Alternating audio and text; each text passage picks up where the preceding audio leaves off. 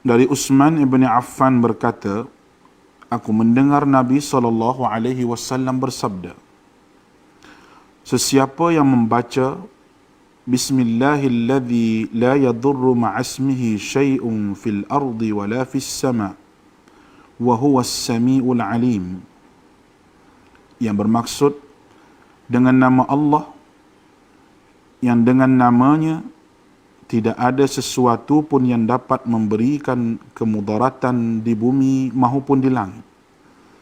Dialah yang maha mendengar lagi maha mengetahui.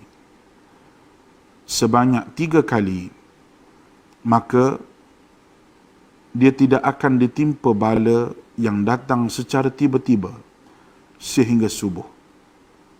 Dan barang siapa yang membacanya ketika subuh sebanyak 3 kali, maka dia tidak akan ditimpa bala secara tiba-tiba sehingga petang, iaitu malam. Hadis rawahu Abu Dawud menurut Syekh Syu'ib Al-Arnud.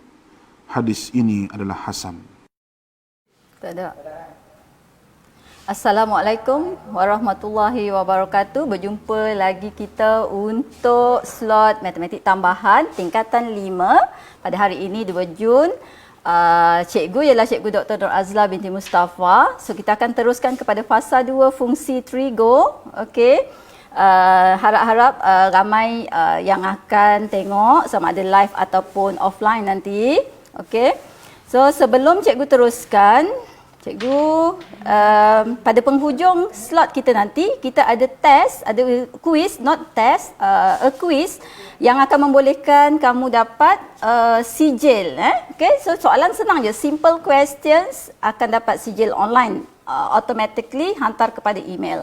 Okay, so hari ini kita nak sambung kepada 3 lagi subtopik dalam fungsi trigo, iaitu graf fungsi sinus, kosinus dan tangent. Kemudian kita nak tengok kepada identiti asas dan juga kita nak tengok kepada rumus penambahan dan rumus sudut berganda. Okey. Cikgu akan pergi cepat kepada 3 subtopik ni. Kamu boleh tengok semula untuk bagi faham.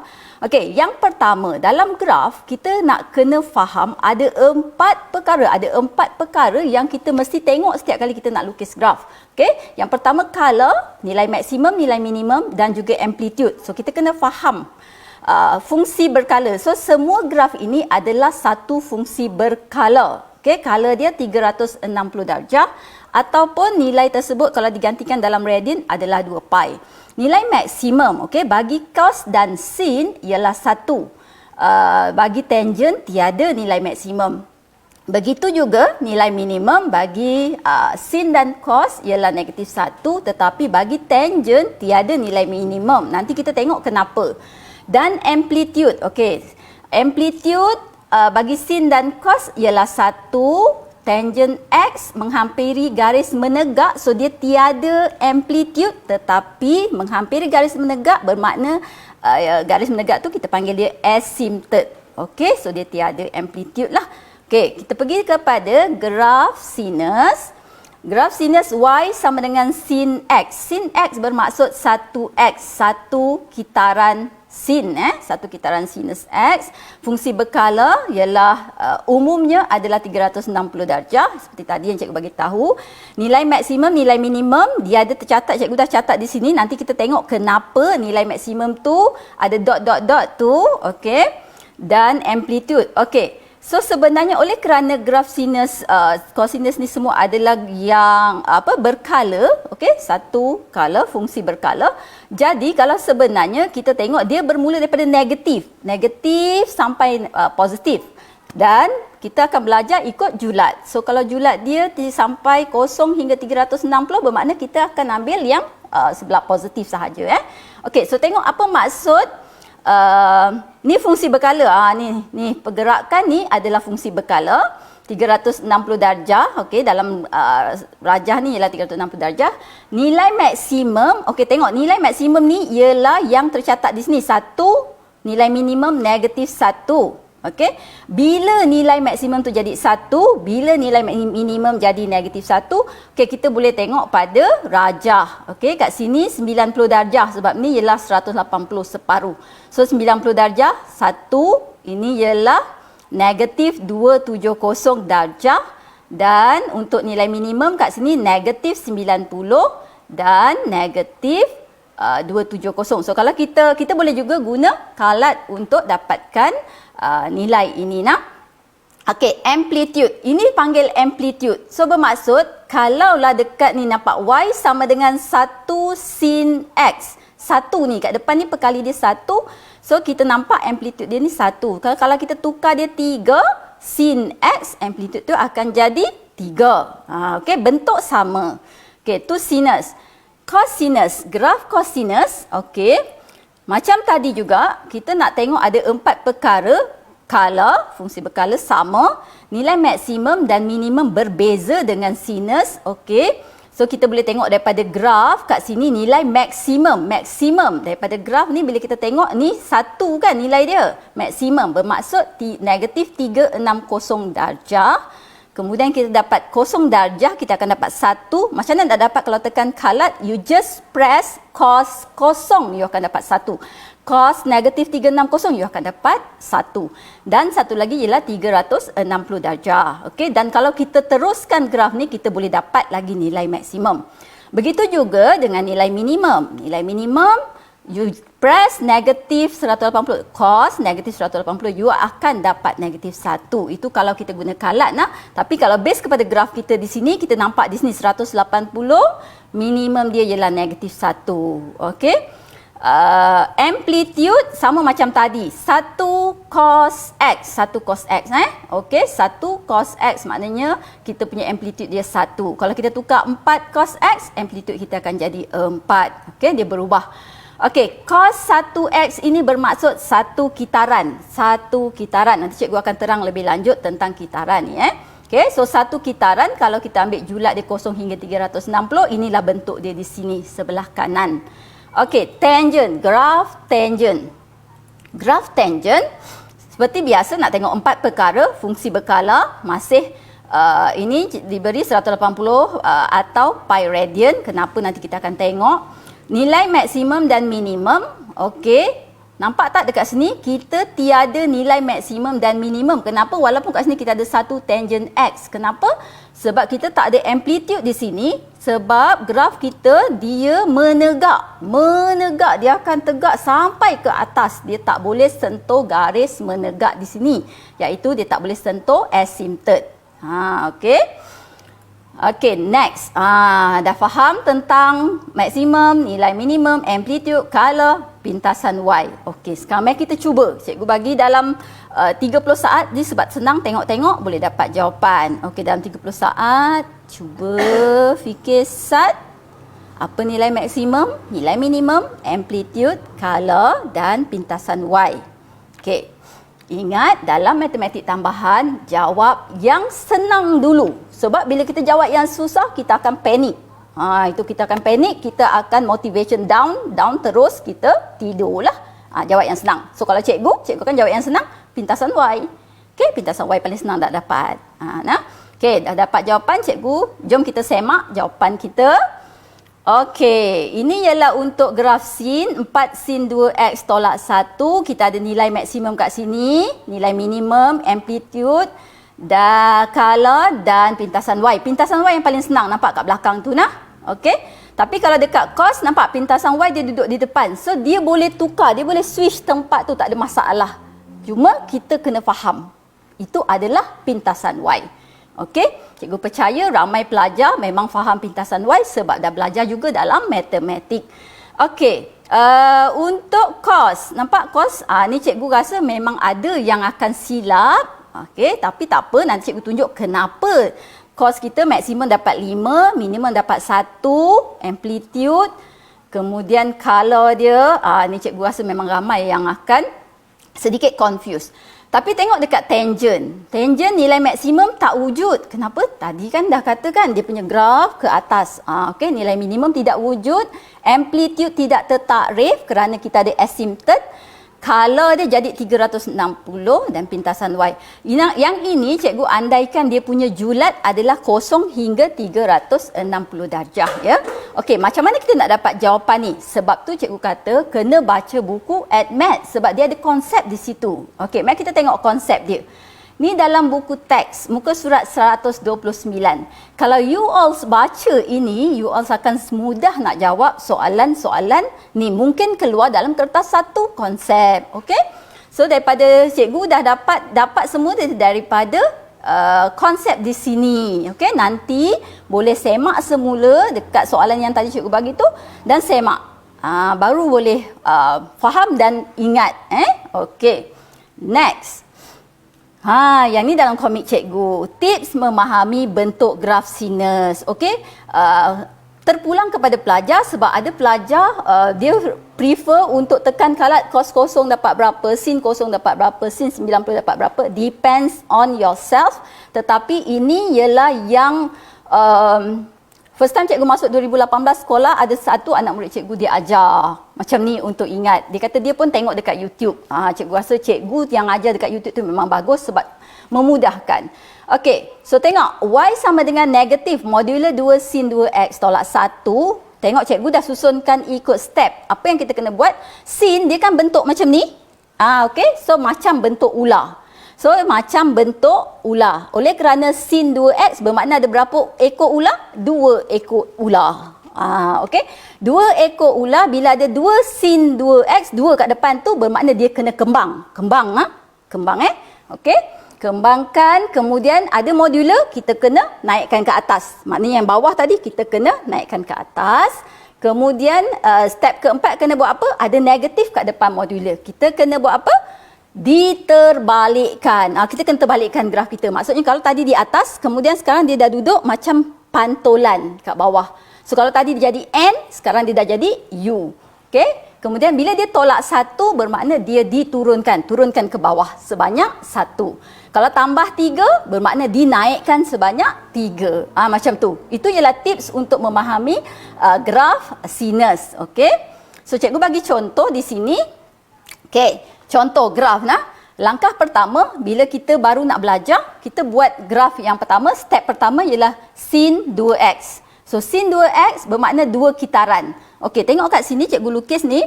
Ini ialah satu kitaran, satu ekor ular. So 2 kitaran, 2 ekor ular. Abaikan yang terkeluar tu Sepatutnya kita berhenti sampai 2 pi. Mula dengan kosong. Okey. So kita dapat sin 2x yang pertama. Kemudian kita ada 2 kat depan tu. 2 ni nampak tak? 2 sin ni. Itu bermakna kita kena kembangkannya. Nampak tak? Tadi kita punya ni 1 kan? So kita kena kembangkan dia kepada 2. 1 dia jadi 2 kat depan ni. So nampak kita punya graf dah jadi kembang ke atas ni Okey. Sin 2x itu step kedua. Kemudian kalau ada modulo, kita kena ataskan dia. Okey, sebab modulo. So maksudnya apa maksud atas? Modulo apa maksud? Jangan silap, modulo maksudnya diataskan. So kalau dia positif, dia kekal positif. Kalau dia negatif, dia jadi positif.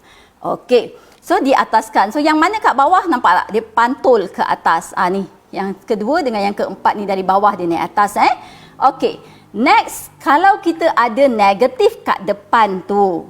Step keempat kalau ada negatif. Kalau ada negatif bermakna apa? Diterbalikkan. So terbaliklah graf kita tu. Okey, terbalikkan. Ni kalau proses belajar. Ni namanya proses. Belajar perlu ada proses baru kita mudah ingat. Okey, last sekali kalau soalannya kata negatif modulo 2 sin 2x tambah 1. Apa berlaku? Nampak tak dekat graf kita ni? Tadi kan kita kat bawah kosong kan? Mula daripada kosong kat bawah. Jadi kosong tambah 1 jadi 1. Habis yang kat bawah ni untuk yang negatif 1 ni tadi, dia sama juga. Okey, bergerak. Okey, ingat jangan lupa. So ini bermakna naikkan kerana dia tambah 1. Kalau tambah 3, tambahlah 3. Maknanya kosong tambah 3. Macam tu Okey, next. Untuk graf cos. Okey, cos ada banyak. Ada cikgu tengok ada orang kata macam muka budak comel sebab dia macam comel macam itulah dia cakap.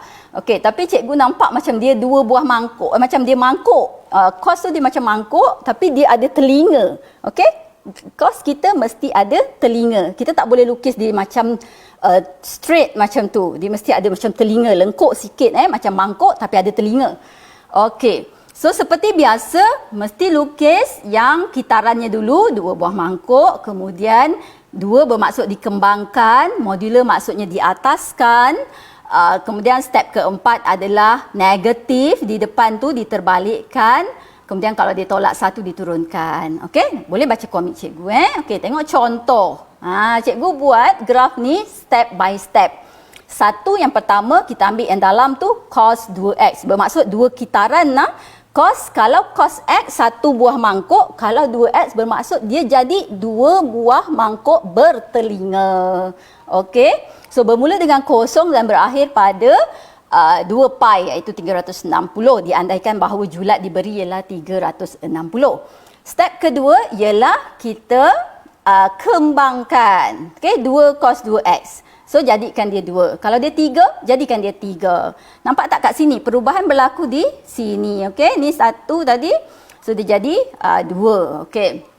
Next, kalau ada modular, diataskan. Sama juga. So sama maksud cikgu diataskan. Okey, so dia jadi begini bentuknya bila diataskan Dia tak boleh jadi bucu tau. Dia mesti jadi macam melengkung. Kerana apa? Kerana dia asalnya adalah satu mangkuk yang bertelinga. Okey. Dan bila kita ada negatif di depan modular, bermaksud kena turunkan dia ke bawah. Okey, ke bawah. Okey. Next, kalau kita ada tambah 1, so bermaksud kita akan tambah 1 semula.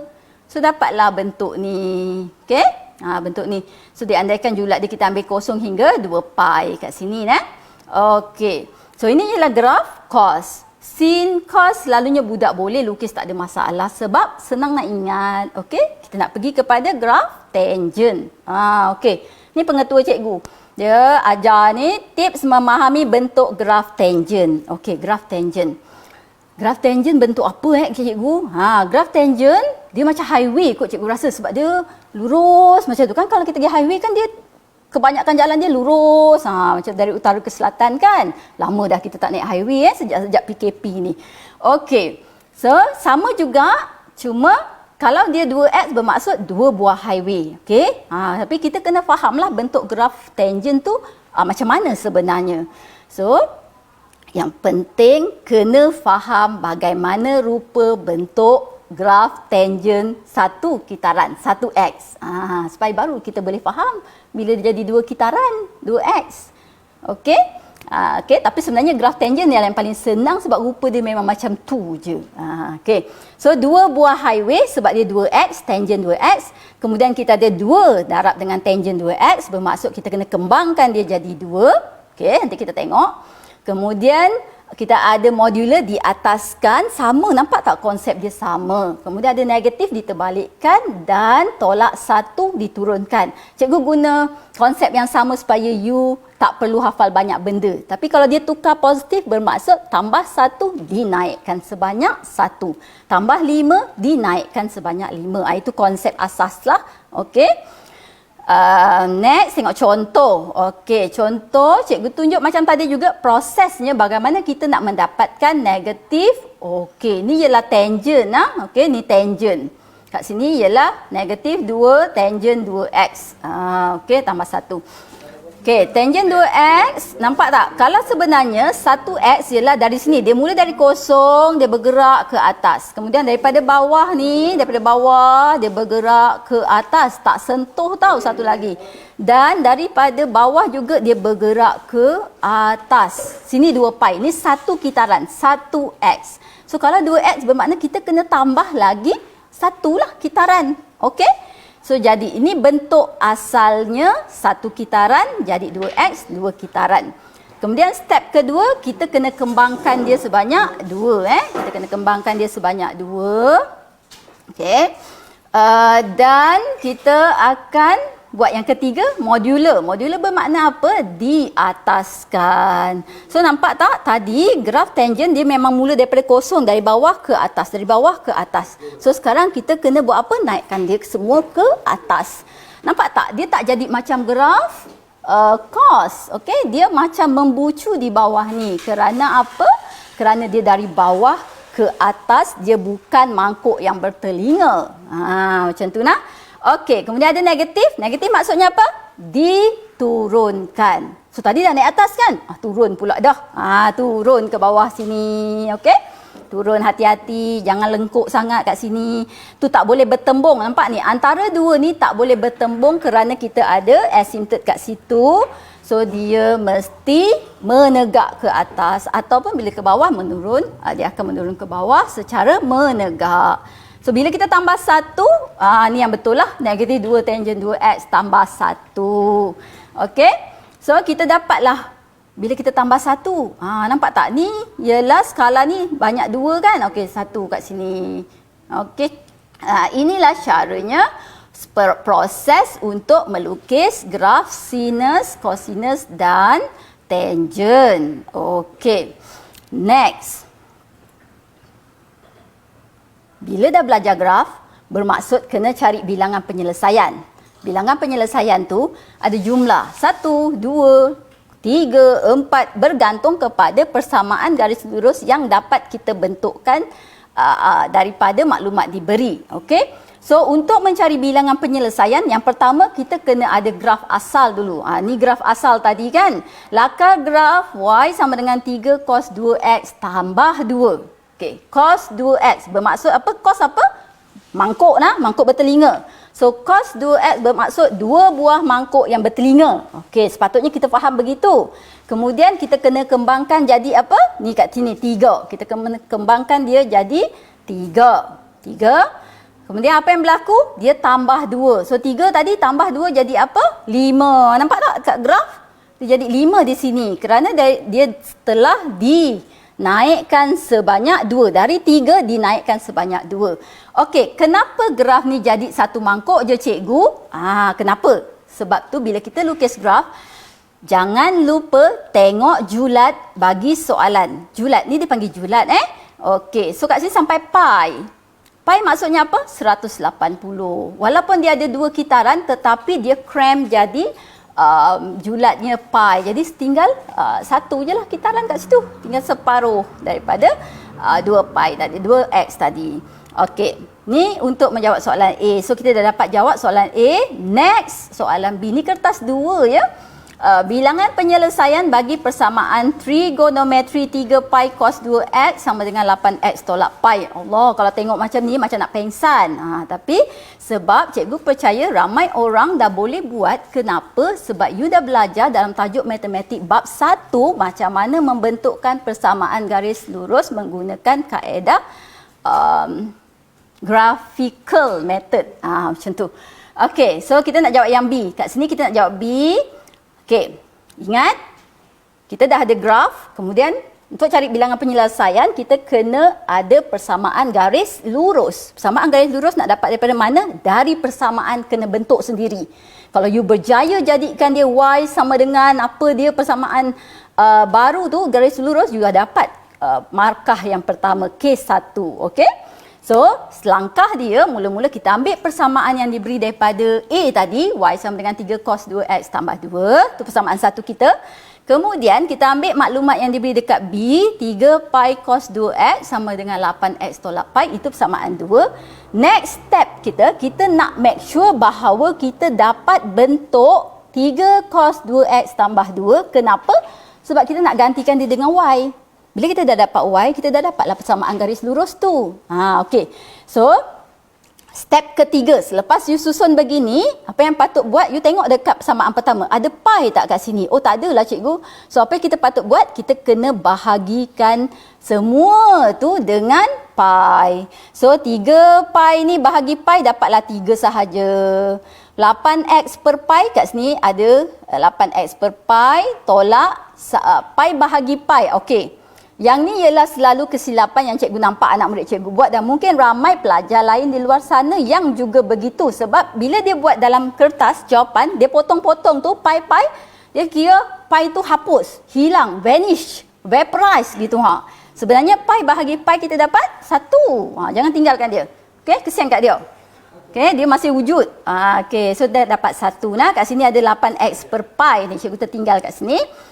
Okey, kemudian kita tengok balik semula kepada persamaan 1 kita ada tambah 2 di sini. So, kita nak tambah 2 kepada kedua-dua belah persamaan itu. Okey, so nampak cikgu merahkan di sini. Cikgu tambah 2 di sebelah kiri, left hand side. Dan cikgu tambah di sebelah kanan, right hand side. You mesti make sure bahawa you tambah both side equally. Okey.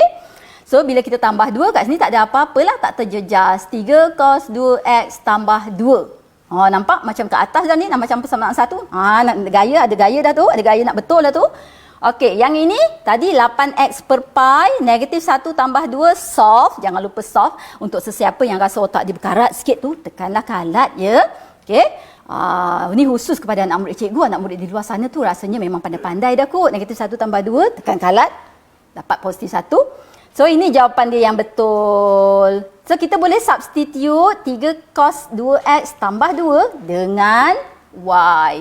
You mesti ada perkataan y sama dengan ini lengkap baru dapat K1.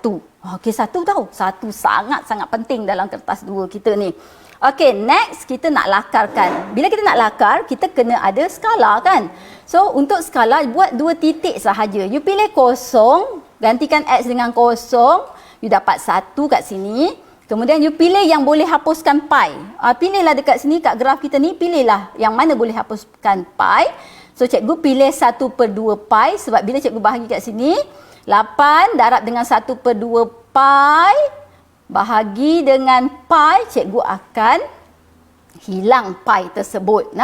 So, cikgu dapat 4 bila tekan kalat. Tekan kalat. Peringatan mesra.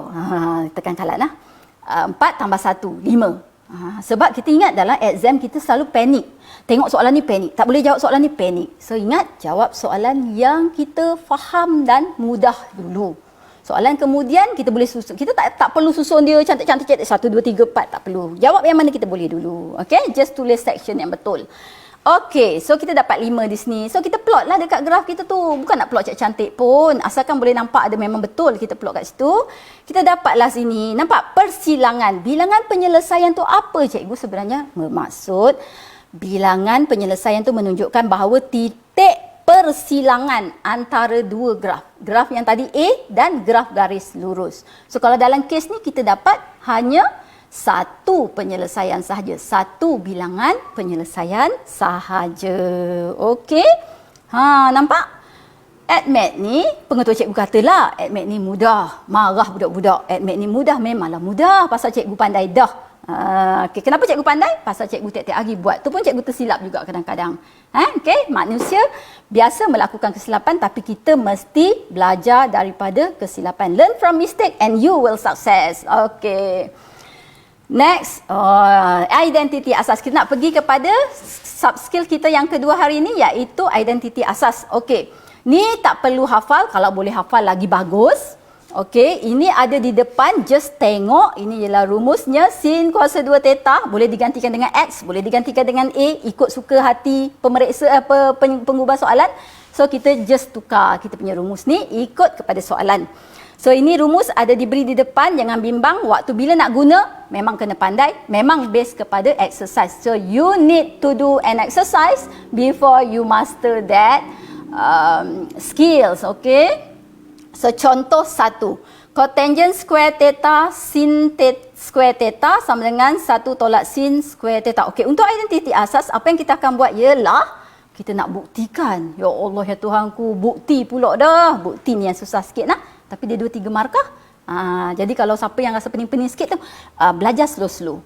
Okey, so kita nak buktikan kita ada belah kiri dan belah kanan. Okey, selalunya kita akan buktikan belah kiri, left hand side, supaya jawapan akhir kita dapat right hand side. It depends on you, tak ada masalah. You nak proof belah right hand side pun tak ada masalah. Okey, cikgu tunjuk proof left hand side. So, cot square theta sin square theta. Cikgu perlu gantikan cot dulu. Cot tak ada rumus di situ, jadi cikgu kena ingat huruf ketiga KOT, T bermaksud 1 per tangent. Oleh kerana dia letak square, bermaksud dia ialah 1 per tangent square theta. Okey, theta. Sin square theta cikgu tak ganti lagi. Cikgu nak tengok dulu apa berlaku. Kemudian, satu per tangent dengan sin dia tak compatible tau. Dia dua asas yang berbeza. Jadi kita kena bagi sama. So tangent tu apa? Tangent ialah sin per cos. Okey, sin per cos. So apa yang kita buat ialah kita akan tukarkan dia jadi 1 bahagi sin square theta per cos square theta. Bila kita tukar, bahagi maksudnya darab, proses yang you belajar masa tingkatan 2. So you patutnya dapat cos square theta per sin square theta. Kat sini cikgu ada pembetulan sikit. Cos square theta per sin square theta. Cikgu tak perasan yang tu. Darab dengan sin square theta tadi. Jadi ingat, kita tak perlu sentiasa tukar. So you buat satu persatu. Tukar satu, tengok dulu. Macam tu. Okey, so kalau kita dah tukar, kita akan dapat sin square dengan sin square kita boleh hapuskan. Kita akan dapat cos square theta. Cos square x, cos square theta ni sepatutnya theta lah ni Okey, cos square theta, oleh kerana kita nak proof jadi apa? Kita nak jadi 1 tolak sin square theta. Pergilah tengok dekat identiti asas tu, rumus dia. Tu ada kat situ. Kita dapat cos square theta. Ni nampak ni? Manipulate. Kita kena pandai manipulate. 1 tolak sin square theta. Proof. Ya Allah, terbukti. Ya Allah, gembira. Tahu tak bila kita berjaya proof tu, dia rasa macam, wow, pandainya I. Gitu. Okey? Okey, next. Contoh kedua. Contoh kedua. Yang ni susah sikit. Panjang, nampak tak? Ni kalau ni, selalu budak kalau tengok ni, give up dah. Okey? So, jangan give up sebab every time you substitute mana-mana bahagian yang perlu dengan identiti asas yang ada, you dapat 1 markah. Senang aja, substitute dulu. Nanti baru tengok kita boleh solve ke tidak. Okey? Jangan give up. Dalam ADMAT, you tak boleh give up. Kalau you give up, kosong. Lepas tu tulis surat cinta kat pemeriksa. Cikgu, tolonglah saya teringin nak markah A. A lagu mana kan? Okey? Tulis nak. Tulis bagi betul. Okey. So 1 per second x tolak tangent x. Okey, yang ni kita nak proof sebelah kiri. Ingat, kita nak proof sebelah kiri. Nampak tak tanda tambah kat sini? Bermakna dia operasi tambah. Kalau operasi tambah tolak, penyebut yang kat bawah ni kita kena make sure sama. So cikgu nak kena samakan penyebut ni. So cikgu darab lah. Cikgu darab begini. So kat makna kat atas ni, 1 ni cikgu darab dengan second x tambah tangent x. Yang ini cikgu darab dengan second x tolak tangent x. So ni cikgu tunjuk di sini. Okey. So nampak prosesnya kat sini. Okey, so bila cikgu expand, cikgu dapat ni begini. Nanti try. You kena try. You tak boleh tengok, oh, okey, faham. Macam you selalu tengok jawapan kat belakang, kat buku teks belakang tu. Oh, okey, faham. Faham. Okey? Faham. Bila kita tak try, kita memang rasa faham. Jadi you kena tutup dan try. Try sendiri nak tengok you faham ke tidak. Jangan hafal. Hafal is not good method in ADMAT sebab dia twist sikit, you tak boleh jawab. Faham konsepnya. Okay? So, bila you solve, you akan dapat yang step ketiga ni. Kemudian, you nampak kat sini second square x tolak tangent square x. Okay? So, solve lagi, kita dapat yang ini. Dapatlah akhirnya 2 second x terbukti. Try Try tau. Okey, nanti lain kali kita ni. Siapa ada masalah boleh PM cikgu tanya nah. Okey, ni identiti asas. Nak masuk yang ke akhir ni iaitu rumus penambahan dan rumus sudut berganda. Rumus sudut berganda, rumus penambahan tak ada masalah sebab ada di depan rumus kita. Tak ada masalah. Yang masalah ialah rumus sudut separuh kena buat sendiri. Kena buat sendiri tau. Okey, boleh faham ni? Okey, dia datang daripada mana rumus sudut separuh? Datang daripada rumus sudut berganda. Dekat sini lah. Okey, cikgu ada bagi contoh nanti. Okey, so ini ialah, nampak tak dekat sini dekat rumus penambahan dia ada tambah, ni ada tolak. Okey, kalau dalam kertas exam kita, ni cikgu ambil daripada buku teks. So kalau dalam kertas exam kita, dia buat tambah tolak atas bawah. Tambah tolak, tambah tolak. Tambah tolak bermaksud, you tengok soalan, kalau soalan tu kata tolak, bermakna you kena baca yang belah bawah tu sebab dia bawah tolak. Okey? Okey, untuk tangent pun sama, dia gabung dua tu jadi tambah tolak. So you kena make sure bahawa you baca rumus dengan betul. Dalam buku teks dia dah buat satu-satu, so tak ada masalah. Dalam rumus dia gabung positif, negatif. Okey. So rumus berganda, ini rumus berganda. Okey, untuk KBSM kita tak perlu proof, kita tak belajar proof untuk ini. Tapi kalau ada sesiapa yang bagus nak try proof, boleh proof supaya lebih faham. Okey. Ni ialah rumus sudut separuh sin theta. Dia jadi, nampak tak? Dia datang daripada rumus sudut berganda. Tetapi kerana dia separuh, so theta tu jadi setengah theta cos setengah theta. Nampak tak? Macam tu nah. Tadi sin 2 theta dah jadi apa? Separuh kan? Dia dah jadi sin theta sahaja. Begitu. Okey, mari kita tengok contoh. Membuktikan identiti trigonometri dengan menggunakan rumus penambahan. Okey, rumus penambahan Okey, tengok ni soalan. Kita nak tunjukkan ni masih buktikan tau. Dalam dia buktikan rumus penambahan, rumus identiti, tetapi bila dalam soalan kita tak tahu pun sebenarnya ni rumus penambahan ke, ni rumus identiti ke. Jadi kita kena pandai guna yang mana sesuai. Okey, seperti biasa cikgu akan proof sebelah kiri. Nampak tak kat sini sin tolak AB. Okey, back semula. Sin tolak sin A tolak B, bermakna you kena tengok yang tolak tadi, yang bawah tu nah. So bila yang bawah you akan baca dia sebagai sin A cos B tolak cos A sin B. Satu markah tau kalau berjaya tulis ni. Sin A tambah B, baca yang belah atas, tengok rumus sin A cos B tambah cos A sin B. Nampak? Salah satu ni berjaya tulis, dapat satu markah. 2 cos A cos B tak ada masalah, so tak perlu tukar. Okey, next. Nampak tak ni di sini kita ada 2 sin A, kita bukalah kurungan tu. Jadi kita solve like term. Sebutan serupa kita solve.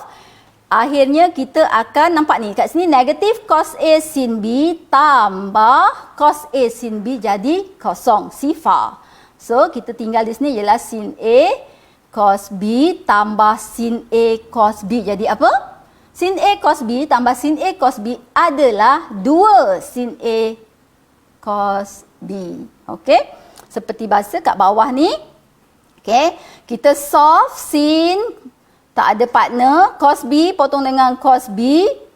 So kita tinggal di sini akhirnya 2 potong dengan 2, so dapat sin A per cos A. Sin per cos ialah apa? Tangent.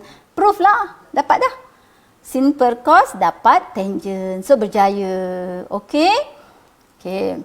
Next. Okey. Rumus penambahan, contoh yang kedua, kalau diberi dalam bentuk begini. Ini soalan ada banyak jenis. So, contoh kalau dalam kertas 1 diberi dalam bentuk begini. So, kita ada 2 jenis sudut A dan B. Kemudian dia beri pula maklumat A ialah sudut tirus, B ialah sudut cakar. So, ingat balik kita dah belajar hari tu, kita kena lukis ikut sukuan. So, apa yang kita buat ialah kita tengok kat sini. Sin A ialah positif, so sin positif di sukuan pertama dan sukuan kedua.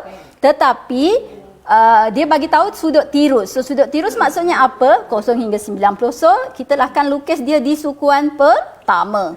Tangent B pula, tengok tangent negatif. Tangent negatif di sukuan mana? All science teacher clever. All science teacher clever. Negatif di sukuan 2 dan 4. Okey, di sukuan 2 dan 4. Tetapi dia bagi tahu di sini B adalah sudut cakar. So sudut cakar bermakna antara 90 hingga 180. So kita lukis sudut kita di sukuan kedua. Lukis dulu baru jawab soalan. Jangan jawab terus. Okey, lukis dulu. Okey, next baru kita tengok soalan. Soalan A, sin B tolak A. Okey, sin B tolak A bermakna you kena tulis dulu apa sin A tolak B daripada sin B tolak A daripada rumus identiti asas. So you dapat yang ini. Sin B cos A tolak cos B sin A. Next step, you buat kurungan dulu, then you substitute the value. Value ni tengok baik-baik, sin B dekat sukuan kedua dekat sini. So ini ialah positif, sin positif. So 12 per, ni tak ada masalah, 12 per 13. Cos A, tengok dekat A, tengok kat sudut A, sini semua positif so tak ada masalah. Cos dapat 4/5. Cos B, cos B kita akan dapat, tengok cos dekat B sukuan kedua. Cos positif ke negatif? Negatif. All sign yang positif kat situ. So negatif nah. Okay. So kat sini mesti masukkan negatif. Dan sin A. Sin tak ada masalah sebab A duduk sukuan pertama memang positif. So lepas dah dapat yang ini, substitute lah. Substitute dah, kemudian apa yang kita buat ialah tekan kalkulator lah nah. Tekan kalat nah. Tekan terus, direct. Dapatlah jawapan dia. Okay. B. Tangent A tambah B. Yang ni sama. You tengok dekat rumus. Okay, tengok dekat rumus penambahan. Ni ialah yang cikgu baca daripada rumus. Tambah nah, you can tengok. Kalau tambah tu duduk atas, you kena baca semua dari atas. So dapat tangent A tambah tangent B, 1 tolak tangent A, tangent B. Macam tadi substitute. Substitute dapat markah. So, bila substitute, apa yang kita kena ingat? Sukuan tu tangent dia positif ke negatif ke. Okey? Sukuan 1 tak ada masalah. Sukuan 2 sebab tangent B kat sini, sukuan 2 tangent ialah negatif. So kena masukkan 1 tolak tangent A, tangent B masih sama, mesti negatifkan dia kerana dia duduk di sukuan kedua. Dan hati-hati siapa guna kalat hitam, make sure you press one by one or you need to do a little bit work. You kena tambahkan kurungan banyak sikit, tapi cikgu rasa buat satu-satulah. Buat yang atas dulu, lepas tu buat yang bawah. Nah, das baru tekan kalat untuk jawapan akhir. Okey, untuk calculator silver no problem. You ada tanda baca pecahan, so you boleh masuk terus. Okey, C, cos A tambah B sama proses dia. You kena ganti dulu dalam baca rumus saja. Tengok kat depan, kat muka surat depan sekali tu ada rumus. You tengok kat situ. So then substitute, make sure you substitute positif dan negatif pada sukuan yang betul dan you dapat jawapan dia ni. Nanti semak nah. Okey. Next. Sudut gandaan. Okey, ni ialah menggunakan sudut gandaan. Nampak dia proses sama, dia selesaikan, buktikan, tetapi dia guna sudut-sudut yang berbezalah. Okey, ni sudut gandaan. Buktikan identiti trigo, kita nak buktikan, kemudian kita nak selesaikan, yang ni pun selalu keluar. Dan last kali kita nak selesaikan kalau dia dalam bentuk macam soalan tadi, iaitu kita kena lukis ikut sukuan. Okey, cikgu nak tunjuk jawapan dia. Jadi cikgu harap faham. Okey. Penyelesaian bagi soalan 1 nak membuktikan. Nak membuktikan macam tadi, pi tengok kat depan, cos 2A tu apa, pi ganti dapat 1 markah. Okey, ataupun ganti yang bawah. Kat bawah pun boleh. Okey. Buktikan, cikgu memang biasa guna sebelah kiri, left hand side. It depends on you. You boleh proof belah kanan supaya jadi belah kiri. Macam tu. So, you substitute. Buat semula negatif 1 tambah 1 kosong. Tinggal 2 cos square A. Yang bawah ni 1 tolak 1 pun kosong. Buka kurungan, expand. Okey, the bracket. So, you dapat ini. Negatif 1 per tangent square. Negatif 1 per tangent is what? 1 per tangent, huruf ketiga tadi T kan? K-O-T. Kot. Dapatlah kot. So, proof lah kita. Negatif jangan lupa. Jangan buang kat Laut Cina Selatan ya. Negatif yang ada tu, tulis balik. Okey, yang kedua. Kita nak selesaikan dengan julat yang diberi di sini. So, tengok kita ada sebelah kiri dan kanan. Kita kena make sure dia jadi macam persamaan. Kuadratik sebelah kanan jadi kosong. Solve semua sebelah kiri. So, cikgu kumpulkan semua sebelah kiri. Cikgu akan dapat, bila cikgu kumpul, nampak ni. Cikgu ganti dulu cos 2x. Okey, seperti biasa. Tengok dulu kalau kita boleh ganti sebab kita dapat markah untuk penggantian di certain jalan kira. So, substitute, cikgu expand, then step ketiga ni cikgu buat step by step. Kalau siapa yang dah pandai boleh terus je buat sekali arung. Tapi cikgu tunjuk satu-satu mengambil kira, ada yang tak faham. Okey, so cikgu pindahkan semua daripada kanan ke kiri supaya cikgu dapat sama dengan kosong. Cikgu solve, 3 tambah 5 dapat 8 kat sini. So, cikgu tekan kalkulator. Ni tekan kalat je tau. Macam kuadratik. Tapi, you tulis kat bawah siap-siap sin supaya you tak tersalah. Okay, masuk macam biasa. Ni, sin X. Satu lagi kalau tak tulis, nanti you akan buat apa? You akan terus je tulis X. So, salah lah nanti. Sin X nah. Sebab dia sin. Kalau dia cos, cos. Macam tu. Okay. So, kita dapat yang ini 2. Belum selesai lagi tahu sebab dia nak selesai bermakna dia suruh kita lukis sukuan tu. Jadi apa yang kita buat ialah kita just tekan kalkulator shift sin -2. Bila tekan kalat dia akan keluar tidak tertakrif. Tidak takrif tak tulislah dekat ayat tu tidak tertakrif. Dia keluar mat error. Mat error tu maksudnya tidak tertakrif. Nah. So tak tertakrif maknanya tak boleh nak buat apa. Kita tinggalkan di situ.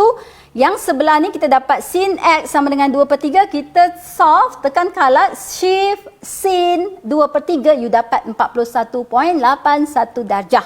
Okey. Bila dapat yang tu, you buat sukuan. Sukuan tu, ni sukuan tu macam Ultraman tu. Okey. Sin positif kat mana? Sukuan 1 dan sukuan 2. Sukuan 1 dan sukuan 2 bermakna sukuan 1 seperti biasa 41.81, sukuan 2 180 tolak dengan 41.81. You dapatlah jawapan akhir dia kat sini. Okey. Next, yang ketiga. Yang ketiga ni agak panjang sikit sebab dia ada ABC kat situ. Tapi dalam exam taklah semua ni keluar. Dia salah satu bentuk ya. Jangan panik. Okey, ni cikgu keluarkan maklumat tadi. Cos theta sama dengan negatif 4/5 dan theta ialah sudut cakar. Ingat, theta sudut cakar maknanya sukuan kedua. So, cikgu dah lukis siap-siap kat sini. Sin 2 theta macam biasa. You tengok rumus kat depan. You substitute dia. Kemudian you baca nilai kat atas. Make sure nilai pada sukuan tersebut positif atau negatif dimasukkan dengan betul. Dan you dapat jawapan dia. Okey? Cos 4 theta. Okey, cos 4 theta tak ada dalam rumus tau. Macam mana cos 4 theta tu terhasil? Dia terhasil daripada cos 2 darab 2 theta. Sebab kita nak guna 2 theta. Okey, kita nak guna 2 theta. So, kita dapatlah cos 2 darab 2 theta. So, kita gantikan cos 2 theta, kita akan dapat maklumat ini nah, yang baris kedua ni. Okey. Next, oleh kerana dia cos square, so cikgu perlu substitute kat sini, cikgu perlu squarekan nilai tersebut. 2 ni memang daripada rumus. Okey, so cikgu dapat di sini jawapan dia. Okey. Okey, yang ketiga ni ialah hasil daripada sudut berganda tetapi dia kita panggil dia sudut separuh tu tadi. Okey. So, sebab nak dapatkan cos setengah theta tak ada rumus. So, kita ambil tadi cos 2 theta. Ingat tak cikgu tunjuk tadi? Cos 2 theta. So, kita bahagi dengan 2 nak jadikan dia 2 cos square setengah theta tolak 1 ni daripada rumus. Jangan bimbang, tengok dekat tu. Manipulatekan supaya dia jadi cos separuh sudut. Okey. So, cos theta gantikan nilai. Kemudian ini sama juga, you kena make sure you betul-betul faham ni. Nampak tak tolak 1? Dia like terms dengan yang sebelah kanan tu. So, cikgu pindahkan ke sebelah kanan. So, cikgu dapat jawapan ni. Square pindah jadi square root. Di konsep asas. Akhirnya dia back to basic. Okay. So, kita dapatlah akhirnya jawapan kita ialah square root. Square root tu jangan lupa dia sampai bawah. Square root sampai bawah. You jangan tulis separuh. Nanti separuh salah pula. Okay, square root 1/10. So, kalau kita solve square root 1 is 1. 1 per square root 10 pun boleh. Okay, jawapan boleh ditulis pelbagai bentuk asalkan jawapannya setara. Okay. So, habis dah kita punya 3 subtopik untuk fungsi trigo. Di akhir rancangan ni, cikgu berharap supaya ramai yang cuba short quiz ini ada dalam simple question lebih kurang 6. You boleh ada pilihan jawapan. Boleh guna link ini ataupun you just scan di sini. Okey. Untuk jawab. Okey, boleh jawab hari ni, esok boleh dan you akan dapat sijil online direct terus dihantar. Okey, paling lewat 3 hari. Paling cepat kalau hari ni you jawab antara orang terawal you dapat terus. Okey. Sijil online yang tercatat nama dan sekolah. Okey. So, slot terakhir untuk fasa keempat PKPB kita. So, kita nak jumpa dah nanti. Tak lama dah, tingkatan 5. Kita nak jumpa dah. Cikgu semua dah tak sabar nak jumpa pelajar tingkatan 5. Sebab ada yang hilang daripada radar tu. Kita nak tengok tu, dia hilang daripada radar. Di manakah dia berada? Okey. Kita nak jumpa kat sekolah dah. Okay. So, sekian terima kasih daripada cikgu Dr. Nur Azla. Cikgu harap kita semua mendapat keberkatan ilmu dan dipermudahkan semua urusan kita. Assalamualaikum.